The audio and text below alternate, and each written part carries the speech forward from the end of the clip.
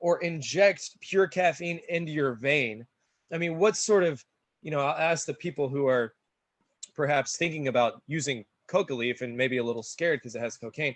What sort of effect do you think it would have if you snorted a line of pure caffeine? Obviously very different than if you drank a cup of coffee. So same kind of thing. It's an excellent analogy. Mm-hmm. Yeah, when I was living in Cusco, Scott, do you mind turning down the volume a little bit on your computer? Yeah, yes. I think I'm getting a little feedback there. No, you're good. How about, is that better? Yeah, I think that's much better. Thank Okay. you. I know when I was using coca in Cusco, I would go to Mercado Huanchac, right there by Maximo Nivel, where I was teaching, and I would each week I would buy a bag of coca leaves, and I would also get my cacao yipta, which is, like you said before, this is the ashes of the cacao. There are various types, but they usually use the ashes of some kind of matter, and then they mix that with lime juice, I believe, to make this substance that, like you say, it's a rock or almost a tar. And then once you mix that with the coca leaves in your mouth and kind of chew it all up together, it extracts those alkaloids from the coca leaves. And so I was doing that, pretty much all day, every day. Just it suppresses your appetite. It gives you energy. I don't know about the suppression of appetite, but I noticed that when I was chewing leaves, I wasn't as hungry as I normally was. And I was a pretty big boy. I was kind of looking to cut down on my weight. So it was a good tool for me to use. And on top of that, my students were really fascinated that here's this gringo who was using yipta. I mean, a lot of my students in Cusco had no idea what yipta was. And these are adults. They're not like kids, So it's pretty shocking to me how, as much as there is of it down there, and as much as we hear about it, how little it is known to some of the locals. Yeah, the people in the city, sort of the culture is slowly being lost, which sucks. And I think one thing we can do as gringos is to be interested in the culture, and this sort of makes them, if Americans think it's cool, then it must be cool, and in many ways they sort of envy what we have in America, in society, and I envy what they have in their cultural connections, their support system that they have in the communities. And I'm not necessarily talking about the people in the cities of Cusco, but I mean the far out remote communities. Yeah, of course.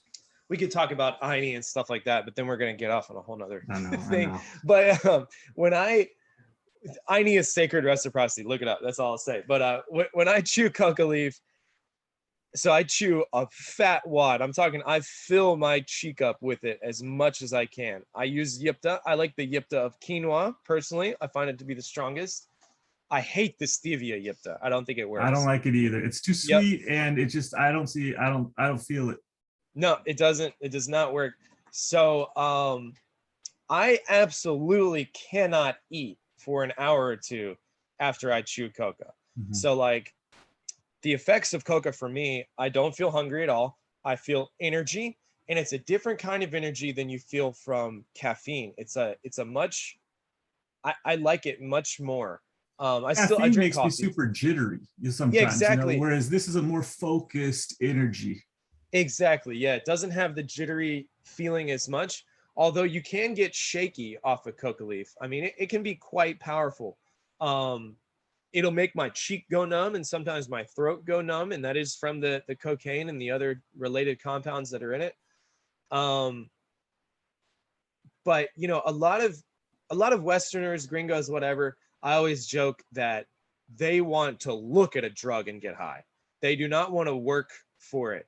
So coca leaf, you got to work for it. You got to sit there and chew for an hour or two. A lot of gringos will put 2 leaves in their mouth of these old, dry coca leaves that have been around forever. They put 2 leaves in their mouth for 3 minutes, and they're like, it doesn't work. You got to sit there. You got to get fresh coca leaf first off. You got to get good yipta, and you got to sit there for an hour or two and just keep chewing, keep adding yipta, maybe take a little bit out, add fresh leaf, and just keep doing it for a long time, and you will feel the effects eventually.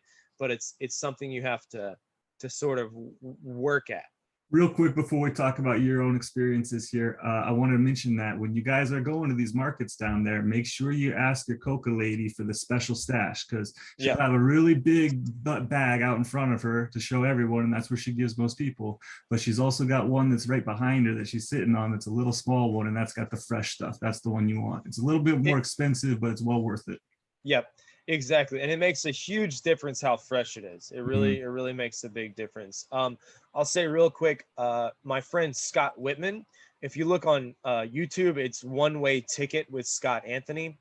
He he has a well, we have a tutorial of how to chew coca, but Facebook took it down because it violated their policies or something.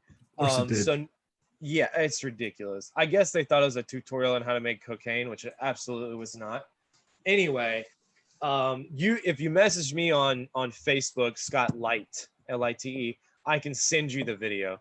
But yeah, we have a tutorial on how to do coca. Also, One Way Ticket with Scott Anthony. We have a lot of videos of Ethnoco, my company, doing various expeditions in the jungle in the Andes, and you guys can check out some of those videos if you're interested. Scott, how many times have you done ayahuasca? Oh, 80 or 100. Okay. Yeah, That's a fair number. something like that. But I've been doing it for a long time. I think the first time I drank ayahuasca was when I was 17. Was this in the States? No, it was in South America. Okay. Okay. Very good. And tell me, what makes you keep going back to ayahuasca? What are some of the benefits that you receive when you take that substance? Well, one thing it helped me with, I never really considered myself an alcoholic, but looking back, I think I was a bit of an alcoholic. I would drink 4 to 6 beers every night, and on weekends I would drink 8 to 10. And especially in my early 20s, that was just like a thing that men in the United States do. So I true. didn't consider 4 to 6 beers. Sometimes I'd have 2 or 3, but usually I'd have about 6. I'd buy a 6-pack, and there might be 1 left in the morning or 2 left, but there might not be. And I would do that basically every night. Now you compare yourself to other people that drink a bottle of vodka a day, and you're, oh, I'm not an alcoholic. But I think on some level you are. I didn't have, when I quit, I didn't have any withdrawals or anything like that. It wasn't that big of a deal, but I was sort of addicted to alcohol, just the habit of doing it. And one thing ayahuasca did for me was help me to stop doing that. It also helped me sort of just feel more appreciative of my life, grateful. I don't think I was ever necessarily depressed, but it made me happier just in general. Real quick, I'd like to tie in with that. I've met many travelers in my time in South America who have had addictions, been addicted to cigarettes, been addicted to alcohol. And even after one ayahuasca experience, they literally cannot smoke or drink because they get physically sick when they do it now. Right. It's that repulsive to them, whereas before it was a necessity. Yeah. Yep. Yeah, no, I mean, there's a lot of science behind how it helps clean your receptors. Literally, so it has a physiological effect on your brain and your body, cleaning the receptors. And then in addition to that, it has the psychological effect of, you have these visions or feelings that help train your mind to see things in a different way, sort of like a different angle. And that can help you to, so it's a 2-pronged approach, the psychological and the physiological effects of ayahuasca help with all sorts of addictions. Let's go back. Let's tie this in real quick with your natural body, because our natural bodies produce DMT, if I'm not mistaken, produced by our pineal gland, or pineal. I'm not sure if I correctly say that. Also referred to as your third eye. And your Right. body is producing massive amounts of this drug right before human death and also during heavy REM sleep. Is that correct? Yeah, as you said, the book was Rick Strassman, right? I think so, yes. They did some studies on that, and I can't remember exactly. I think it's before death, perhaps at birth. I can't remember exactly I'm just when. quoting Joe Rogan, Okay. it's not the most reliable source, so. Right, but yes, there certainly is evidence that DMT is produced within our own bodies, which is one reason why. So when you smoke DMT by itself, it is quickly metabolized because your body recognizes it and it knows exactly how to break it down. And that's one reason the DMT experience lasts such a short amount of time. And I've theorized, I have no idea if this is true or not, but I've theorized that is why things like methamphetamine, for example, last for such a long amount of time, because you're putting something so foreign into your body that your body just doesn't know how to process it. That's just a theory, but anyway. Scott, let's talk more about your personal experiences. So talk about your company. Do you still go down there and tell us about that? Well, for COVID, we haven't. So the last adventures we had were in late 2019. COVID has been. I don't really mind, except for I can't go to Peru thing. Right, right. So we went in December 2020 and we stayed until March.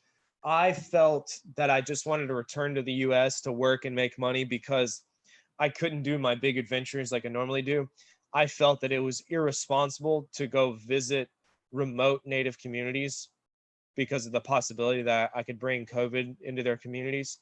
Well, that's very admirable of you, and it's good to know that some people are actually using their brain about this, because it's getting a little crazy. It's getting a little crazy here on the States. Yeah, for sure. Yeah, I mean, I really wanted to go. I was right on the verge of going actually, and then I was like, nah, I can't do it. I can't put them in Yeah, any that's sort of super respectful. danger. Now, and I think that danger, I'm going to go back in March or April or something like that of 2022. So I was in Cusco December through March 2020, 2021, but we just hung out in Cusco. We did go to Machu Picchu. I felt fine about that because there's all kinds of people going in and out of Machu Picchu anyway. So it's not like I'm the only one. But we didn't do any big adventures besides just Machu Picchu. So I look forward to going back to the jungle in various places. And the native people, some of them, especially the younger ones, they will sometimes go into town to like a little internet cafe and they'll message me on Facebook. And recently in the last couple months, I've gotten a number of messages from them asking, when are you coming back? A lot of them are vaccinated. Peru did a great job vaccinating people in especially remote native communities. Not all of them, but they've done a pretty good job with that. So I would say the native people are very excited to see the gringos come back, share their culture, and obviously get some income from tourism, which I think is a positive way for them to get money rather than growing coca leaf for the cartel or cutting down the rainforest. So I'm glad that they're excited and they want us to come back. I was just reading an article this week about how not a lot, but some of these communities that are in these extremely rural areas, they just learned about the COVID when the people brought the vaccines. They had no idea that it was even happening. And I thought, what a refreshing thing to not have heard COVID for the word for the past 2 years. I mean, wow. Absolutely. All right, Scott, let's dive into your personal experiences and then we'll get into Pusharo, if you don't mind, brother. Sure. Let's see what we have here. Well, I told the story about the jaguar. San Pedro Huachuma is probably my favorite entheogenic psychedelic plant. As I said, I've been using it for about 17 years now. This is the cactus, correct? The cactus, yeah, the mescaline containing cactus. I offer people ceremonies in Cusco. When I am in Cusco, I cook huachuma myself. It takes about 2 weeks to cook it.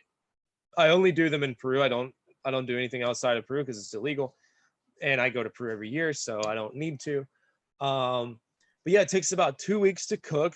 I'll get about 15 to 30 large 2 or 3 foot long cacti and cook them in a pot that I could literally